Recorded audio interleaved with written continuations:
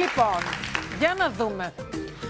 Εκεί έχουμε 70 κιλά λίπους. Ο Γιάννης έχασε 100 κιλά. Η διαιτολόγος μας είπε ότι από τα 100 που έχασε, τα 70 κιλά είναι σε λίπος. Δίπλα είναι η φωτογραφία του Γιάννη όπως ήταν πριν. Αυτός ήταν ο Γιάννης πριν χάσει τα κιλά. Σήμερα η αλήθεια είναι ότι ίσως φίλοι και γνωστοί, αν το συναντήσουν έξω στον δρόμο, οι τυχαίοι έχουν να το δουν καιρό ή κάποια χρόνια, δεν νομίζω ότι θα το γνωρίσουν. Γεια, έλα Γιάννη!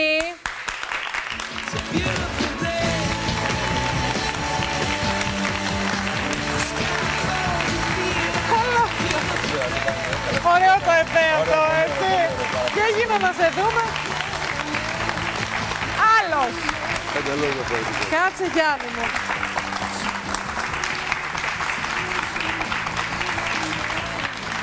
Θέλει πολύ μεγάλη θέληση για να τα καταφέρεις, χωρίς εγχείρηση. Η αλήθεια είναι ότι θέλει πολύ θέληση, πάρα πολύ θέληση. Θέλει να πιστέψεις σε αυτό και να προσπαθήσεις να το πετύχεις. Πόσα χρόνια ήσουν με περιτά κιλά? Σταδιακά ήμουνα με διάφορα περιτά κιλά. Βασικά τα τελευταία περίπου 13-14 χρόνια ήταν το μεγάλο μέρος των περιττών κιλών. 13-14 χρόνια τη γυναίκα σου τη γνώρισες άρα παχής. Ναι. Σε γνώρισε με τα πολλά κιλά η γυναίκα σου. Ναι. Και έκανες και παιδιά, 2 παιδιά δεν έχεις? Ναι. Επίσης με τα κιλά. Ναι.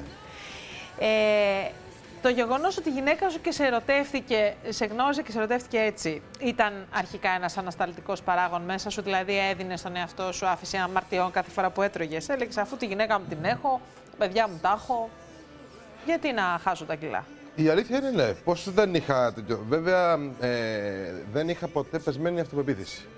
Και αυτό με βοήθησε στο γεγονός ότι να κάνω για την οικογένεια και τα λοιπά και να μην έχω τέτοιο θέμα. Αλλά βέβαια αυτό ήταν εμπόδιο στο να παίξεις με τα παιδιά, να ασχοληθείς με τα παιδιά, να κάνεις διάφορες σχολείες που δεν μπορεί να τις κάνεις με τα κιλά αυτά. Αλλά απ' την άλλη ήταν και το φαγητό, που ήταν και αυτό μέσα στο πρόγραμμα που δεν μπορούσες να το παρακάμψεις. Δηλαδή έλεγες ότι εντάξει δεν πειράζει τώρα, ας το αφήσω, ας το κάνω από αύριο, άστο. Αυτό συνέχεια επιβάρυνε όμως την κατάσταση. Τι ήταν αυτό που σε έκανε να πάρεις την απόφαση και να πεις ότι τέλος, εγώ θα χάσω πολλά κιλά και θα γίνω άλλος, έτσι όπως ήμουν παλιά? Η αλήθεια είναι ότι προσπάθησα πάρα πολλές φορές, έκανα προσπάθειες και με διαιτολόγους και τα λοιπά, δεν το πετύχαινα. Έπεφτα βέβαια σε δίαιτες οι οποίες είχαν συγκεκριμένο φαγητό και αυτό βέβαια έχανα κάποια κιλά, 10-15 κιλά, το πολύ 20 και έπαιρνα τα διπλάσια πάλι μετά. Οπότε για καλή μου τύχη βρέθηκε μπροστά μια διατροφολόγος που δεν την ήξερα από πριν, η Χριστίνα Μπαλαμώτη, η οποία με βοήθησε και κατάλαβα ότι μπορώ να φάω τα πάντα, ό,τι έτρωγα πριν, γλυκά, τηγανιτά, τα πάντα και τρώγοντας αυτά να χάνω και κιλά. Πράγμα το οποίο δεν το είχα συνειδητοποιήσει πιο πριν. Πώς γίνεται αυτό? Σε συγκεκριμένη ποσότητα. Σημασία έχει η ποσότητα. Μπορεί να τρως τα πάντα, γιατί όταν θα φας τα πάντα δεν θα έχεις μετά το στερετικό σύνδρομο να σου λείψει κάτι και μετά να το φας σε διπλάσια ποσότητα. Άρα εσένα σε ένοιαζε η γεύση, όχι ποσότητα. Μπράβο, ναι, Είσαι ναι. καλοφαγάς και ήθελες και το γλυκό σου και τα τηγανιτά σου. Αυτό πιο ήταν πολύ το γλυκό, να σου πω την αλήθεια. Η αλήθεια είναι το γλυκό. Ναι, το γλυκό. Το γλυκό ήταν η αδυναμία μου, δεν υπήρχε περίπτωση. Φαντάζομαι στα προηγούμενα κιλά μια τουρτίτσα την καθάριζες. Για απογευματινό μπορεί, ναι. Πρέπει όμως να έχεις αρχίσει να επιβαρύνεις και την υγεία σου, Γιάννη μου, έτσι, και με τα κιλά και με τα λάθος φαγητά, δηλαδή τώρα τόσο γλυκό σε ένα απόγευμα. Η αλήθεια είναι ότι ευτυχώς δεν είχα πάρει ζάχαρο καθόλου, ήταν καλές εξετάσεις.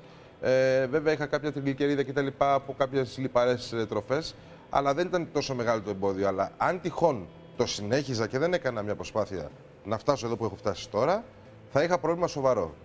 Πάρα πολύ σοβαρό πρόβλημα.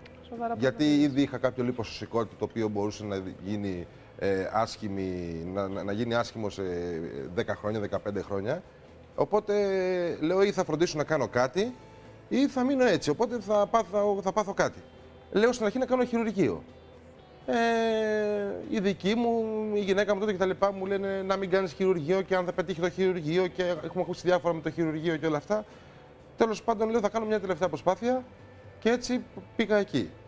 Με βοήθησε η Χριστίνα πάρα πολύ σε αυτό το κομμάτι και πιστεύω ότι με την θέληση και το πείσμα βέβαια, γιατί αν δεν έχεις θέληση και δεν πιστεύεις σε αυτό το πράγμα, δεν μπορείς να το πετύχεις. Με το χειρουργείο υπάρχει ένα πρόβλημα σοβαρό. Ότι μετά δεν μπορείς ποτέ να φας όπως έτρωγες πριν. Σωστό, ναι. Σωστό. Δηλαδή πρέπει να τρως μικρές ποσότητες, μετά υπάρχουν κάποια χειρουργεία που τρως ειδικά φαγητά. Κάποια δεν μπορείς να τα φας καθόλου. Άρα, σαφώς, το πρώτο βήμα για κάποιον θα πρέπει να είναι αυτό που έκανες εσύ. Να προσπαθήσει να σταματήσει να τρώει σωστά, να πάει σε ένα διαιτολόγο και μετά το χειρουργείο. Γιατί το χειρουργείο έχει και επικινδυνότητες. Υπάρχουν και άνθρωποι που χάσουν τη ζωή τους σε τέτοια χειρουργία. Ναι, και ξέρω και άνθρωπο, δηλαδή και φίλο μου. Και φίλο. Ναι. Μάλιστα. Αλλά το θέμα είναι ότι ούτως ή άλλων, από τη στιγμή λέω που είναι πολλά τα κιλά, γιατί ήταν πάρα πολλά τα κιλά, συνιστάται χειρουργείο σε αυτές τις περιπτώσεις. Γιατί είχα ρωτήσει και γιατρούς και μου είχαν πει ότι κάποια κιλά μπορεί να τα χάσεις με δίαιτα. Αλλά μετά από τα κιλά που έχεις εσύ, είναι πολύ πιθανή η δυνατότητα του χειρουργείου πάνω σε αυτό το κομμάτι. Όταν βλέπεις το λίπος που έχουμε εκεί πίσω και συνειδητοποιείς ότι όλο αυτό ήταν μέσα στο σώμα σου κάπου αποθηκευμένο, αλλάζοντάς σου τη ζωή. Δηλαδή ήθελες να τρέξεις, έχεις γιους, κόρες, τι έχεις? Ένα γιο και μια κόρη.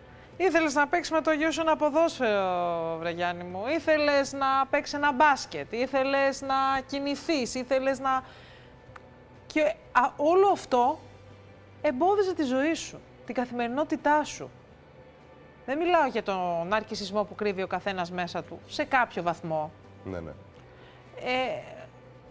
Πώς το διαχειριζόσουν αυτό και πώς νιώθεις τώρα που έχεις απαλλαγή από αυτό? Νιώθω πάρα πολύ καλύτερα. Αυτό δεν το συζητώ. Το θέμα είναι ότι αυτό που μου είπες και προηγουμένως, ότι το να παίξεις με τα παιδιά σου, να μπορείς να τρέξεις μαζί τους, να μπορείς να κάνεις κάτι μαζί τους, το οποίο δεν μπορείς να το κάνεις πριν. Εγώ βασικά δεν μπορούσα να το κάνω πριν. Αυτό με έκανε και νιώθω πάρα πολύ καλά. Έτσι. Και αυτός ήταν ένας μεγάλος σκοπός να ξεκινήσεις να κάνεις κάτι τέτοιο. Και αυτό είναι το πρώτο και το μεγαλύτερο στάδιο. Το δεύτερο στάδιο φυσικά είναι και τα ρούχα, έτσι. Το οποίο εγώ δεν μπορούσα να ντυθώ. Έπρεπε να πηγαίνω σε ειδικά καταστήματα με ειδικά νούμερα για ρούχα, έτσι, μεγάλα νούμερα. Και χώρια που και οικονομικά ήταν πολύ πιο ακριβά από τα ρούχα που ψωνίζουν όλοι οι άνθρωποι, έτσι.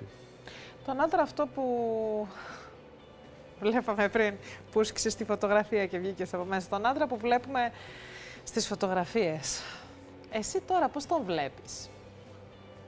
Η αλήθεια είναι ότι σε μερικές φωτογραφίες δεν γνωρίζω καν τον εαυτό μου. Τι συναίσθημα σου προκαλεί ο άνθρωπος αυτός όταν τον βλέπεις? Βαρύ. Πολύ βαρύ συναίσθημα, άσχημο συναίσθημα.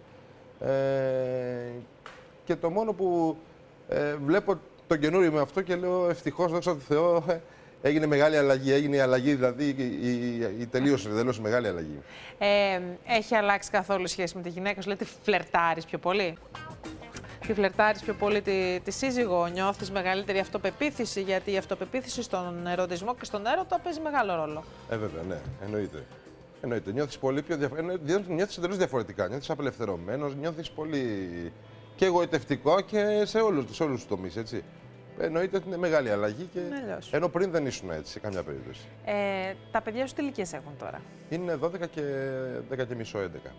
Τα παιδιά σου τι σου λένε που τώρα είσαι τόσο διαφορετικός και πριν είχες ποτέ αντιμετωπίσει θέματα, σχόλια, για παράδειγμα στο σχολείο τους ή στο περιβάλλον λόγω των κιλών σου? Ναι, και βέβαια, γιατί πολλές φορές που πήγαινα να ρωτήσω για τα παιδιά, την πρόοδο κτλ. Στο σχολείο, βλέπω τα παιδιά που ήταν έτσι λίγο δυσανασχετημένα, είχαν δυσανασχέτιση πάνω σε αυτό το κομμάτι. Λέγανε μπαμπά, χάσει κανένα κιλό ή κάνε κάτι κτλ. Εντάξει, το παιδί δεν μπορεί να καταλάβει πόσο εύκολο και πόσο δύσκολο μπορεί να είναι αυτό. Εμένα με πείραζε φυσικά, έτσι. Αυτό όμως μου έδωσε και το ερέθισμα να ξεκινήσω να κάνω αυτό που έκανα. Μάλιστα. Τι να πούμε, Γιάννη μου, συγχαρητήρια. Ξέρω πάρα πολύ καλά. Είναι πάρα πολύ δύσκολο αυτό που έκανες, γιατί έχουμε να χάσουμε 1-2 κιλά και όλο το να βάλουμε και όλο δεν μπορούμε και όλο αχ και βάχ και πού να κόψω τώρα αυτό, αχ και θέλω να φάω εκείνο. 100 κιλά. Σε πόσο χρονικό διάστημα τα χάσες? Σε περίπου 3,5 χρόνια. Βέβαια, αυτό ήταν Πολλή προσπάθεια. Πολλή προσπάθεια, διαρκείας προσπάθεια. Μπράβο. Και πάντα με τη βοήθεια της Χριστίνας Τσιμπαλαμού, τη διαιτολόγου μου, με στήριξε πάρα πολύ. Με στήριξε πάρα πολύ σε όλη την προσπάθεια. Την ευχαριστώ πολύ. Σε συγχαρητήρια, σε ευχαριστούμε που ήρθες και μοιράστηκες αυτή σου την εμπειρία, γιατί έχουμε βγάλει αρκετούς με χειρουργία. Και ήθελα πάρα πολύ να βρω έναν άνθρωπο ο οποίος να μου πει, ρε παιδί μου, εγώ έραψα το στόμα μου, έφαγα σωστά, άκουσα τη διαιτολόγο μου, τα κατάφερα. Είναι ωραίο μήνυμα αυτό που έστειλε σήμερα. Και αξίζει για τον κόσμο. Αξίζει. Μπράβο. Ευχαριστώ πολύ.